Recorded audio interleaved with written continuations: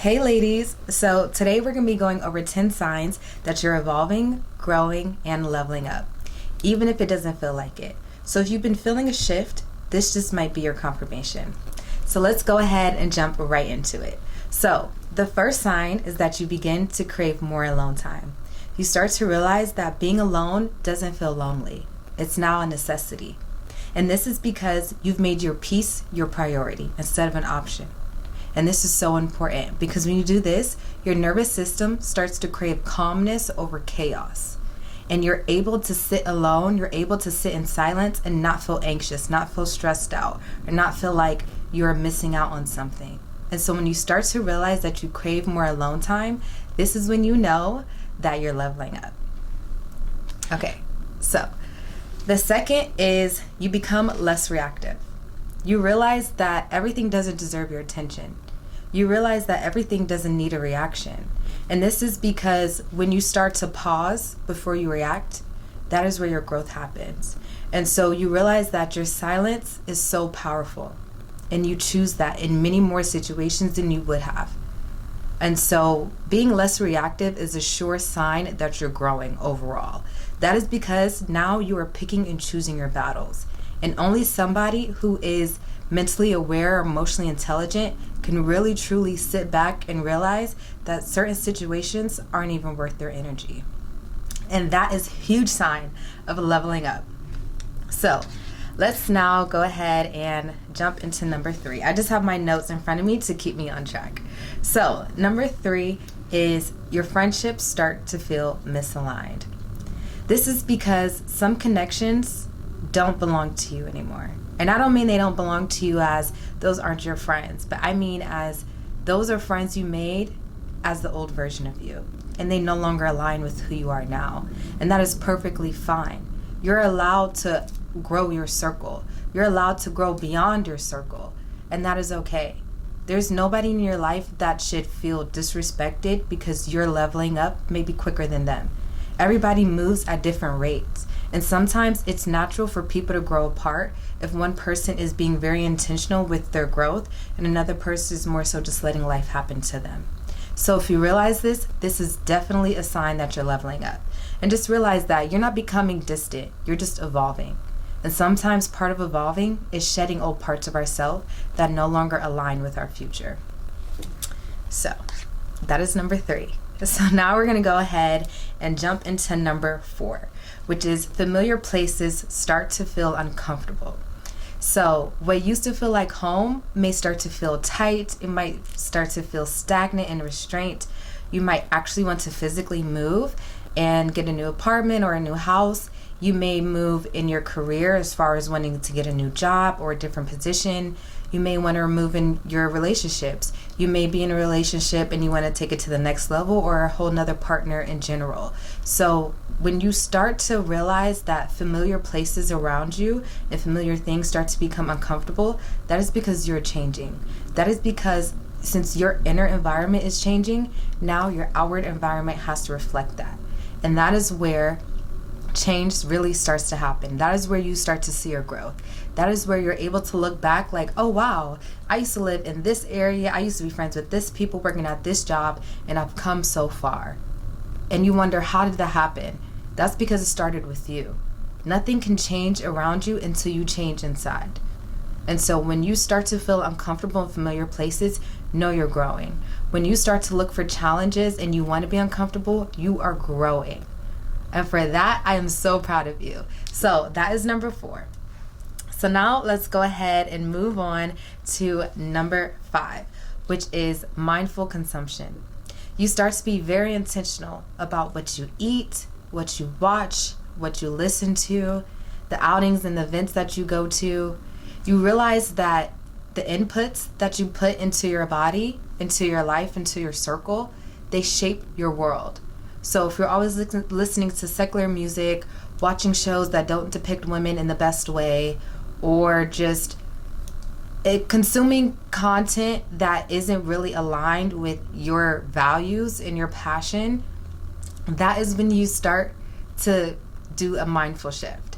And so you realize that healing starts with what you consume. In order to heal your body, you have to eat well. In order to heal your mind, you have to think great thoughts. And so these are all things that are inputs, and that reflects our outputs. You ever wonder why some people in traffic are just so angry and they get road rage so fast over something so simple as traffic? That is because their inputs may be inputs of aggression, of fear, of violence. And so that is why any inconvenience that comes up for them, that's their instant output. They don't just think, okay, it's traffic, let me just go on, at least an accident happened. Instead, they honk your horn. They tailgate you. They jump in front of you. They brake check you.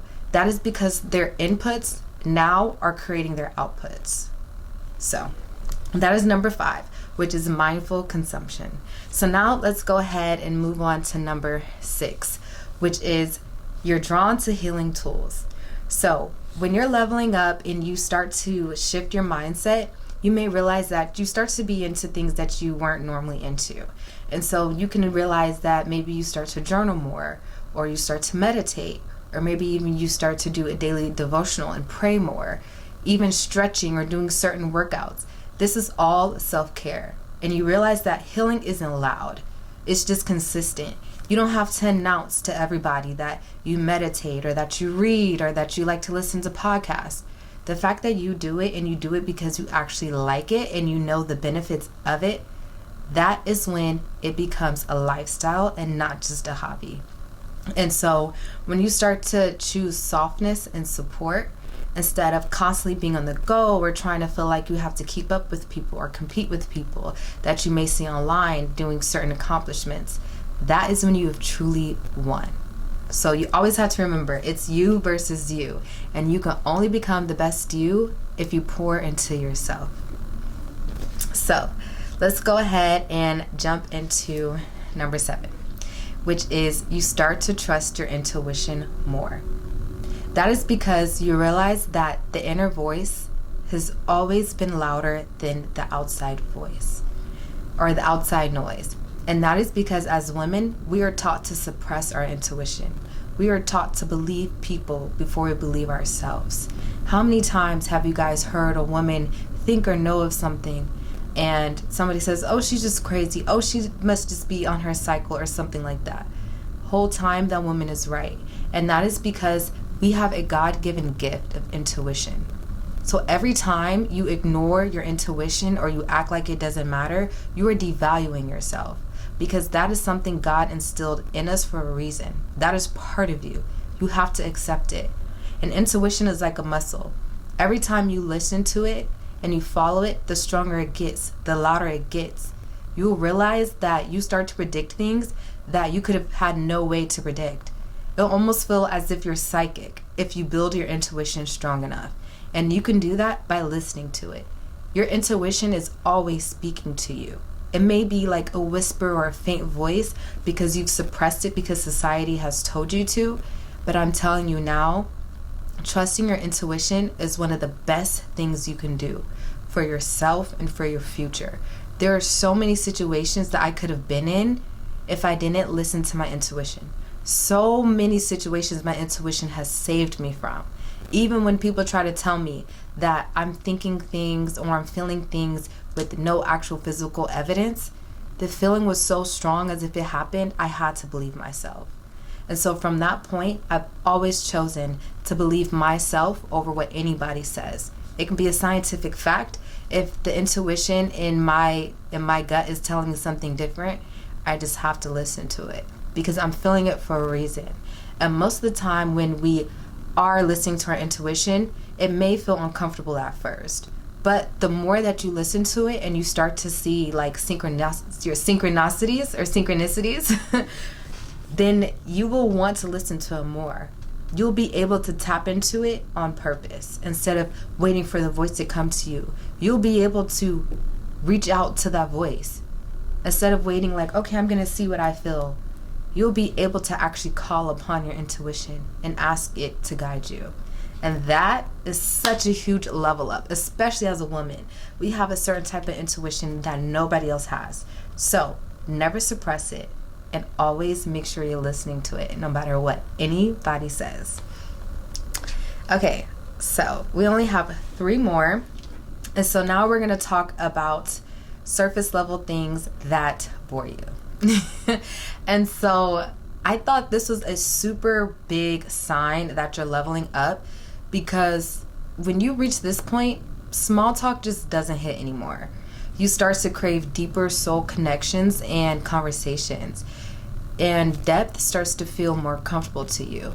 Instead of always having surface level conversations, maybe about the weather or just things that are very mundane, you start to go out of your way to look for high level conversations that are going to make you think, conversations that maybe go against your beliefs so they can challenge you, so they can give you a new perspective. And so when mundane and surface level things start to bore you, that's how you know you're leveling up. That is when you are literally on a different wavelength. The wavelength of conversations about weather and surface level things, that is now beneath you on an energetic level. I'm not saying those people are, but those conversations are energetically low compared to your vibration. And so that is why surface level things no longer entertain you. They no longer can capture your attention because you have raised above that vibration. And that is a huge sign of leveling up. So now we're going to go ahead and talk about number 9, which is you start to handle challenges differently. And so you start to respond with grace instead of panic, instead of fear, instead of doubt. You realize that you're resilient, but in softer ways. And that softness is your power. And it's not about avoiding challenges, but it's navigating with the wisdom that you've learned. It's navigating with the wisdom that's already instilled in you from ancestors and generations long before you. When you're able to do a situation or come across a situation differently than you have before, that is major growth. It is so hard to change ourselves, especially when things we do have become habits. I'm going to go back to the book I recommended to you guys, I think my last video, Breaking the Habit of Being Yourself. When you start to realize that situations that come, now all of a sudden you're handling it differently, you have officially broke the habit of being yourself. And this is a huge step. It takes people years to change a habit. It takes people years to get over things that they know are not good for them, but they constantly do it anyways. That is because they're not conscious of it. They're not thinking of it consciously. They are letting the body become the mind. So when you do that, that is when you lose control. That is when you have to break the habit of being yourself. For example, if you want to start working out, but every time your alarm goes off, your body tells you, I'm tired, I'm warm, let's just stay here, we could start tomorrow, and you listen to that, that is when you let your body become your mind. You're letting how you feel physically control your actions. And that is very dangerous because the body is lazy. Our body does not want to do things. Our body wants to rest. Our body wants to preserve energy. That is what it's made for. That is why doing things that are beyond our physical level is very hard, because we're pushing our bodies. That's why they say it's mind over matter. It's going to be your mental over your physical all the time. The hardest challenge you will have is to beat yourself. It is to overcome yourself. It is to go past the point of where you want to stop. And so we have to realize that our body is going to tell us to stop. Our body is going to tell us we're tired. But it's up to our mind to make the decision.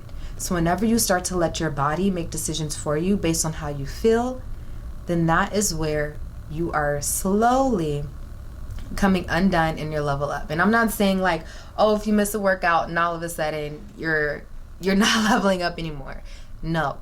But when you start to let your body become your mind, that is when you get stuck in situations. That is when you get stuck in emotional cycles. Our body can be addicted to things. Our body can be addicted to stress. It can be addicted to laziness, to procrastination. Have you guys ever realized if you have something to do, sometimes you don't do it up until that last minute? And that is because your body is addicted to stress. Instead of being addicted and used to calm environments, it's going to wait up until the last minute so it can get those stress endorphins, because that's what it wants. And that is when you know your body has become your mind. Okay. So now that we have gotten that out the way, we're going to talk about the 10th and final sign that you are leveling up. And this is you start to call on your feminine energy. You realize that your softness is your strength. You don't hustle for your worth anymore because you realize that your worth only comes from you. And so your feminine energy is your flow. It's when you receive. It allows you to trust. And so having feminine energy is necessary. We are meant as women to flow, to be free with the wind. We're not meant to be structured 24/7. That's more of a masculine energy. And so when you start to really tap into your energy and you move slow, you do things based on how you feel, of course within reason, that is when you have leveled up so much. And so you realize that feminine energy is something that everybody has, right? Everybody has feminine and masculine energy. But there are times where we're operating in one more than the other. And that may be because of our circumstances or just people that are around where we have to be in our masculine energy in order to protect ourselves. So this goes back to, I forgot which number it is, but this goes back to when your friendships or people around you, your circle starts to get smaller. And this may be because now that you're shifting into your feminine energy, now that you're more calm and you're more laid back, opposites that may not be in that same energy may start to repel. And that is perfectly okay. We want people around us that are better or the same. I have a saying that I heard that you don't take advice from anybody you wouldn't switch lives with. And I have taken that to heart. Like when I heard that, that meant so much to me.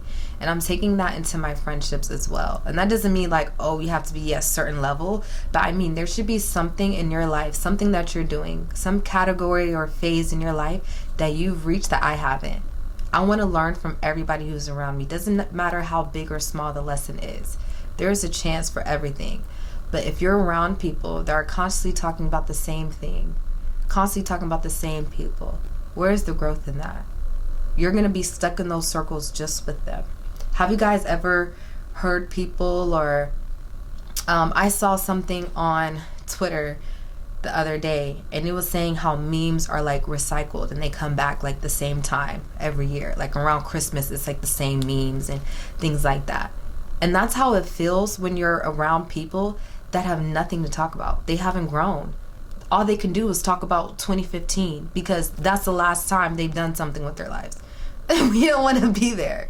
We want to have something new to talk about, okay? If it hasn't happened within a 2-year radius, let's not discuss it. Okay. Anyways, I'm getting a little sidetracked. So I'm going to go ahead and wrap it up here. And if any of these resonated with you, you're not crazy. Just know you're leveling up. So make sure that you keep going. And the next version of you is already unfolding. So keep the faith, keep the trust, and keep leveling up, girls. I'll see y'all later. Bye.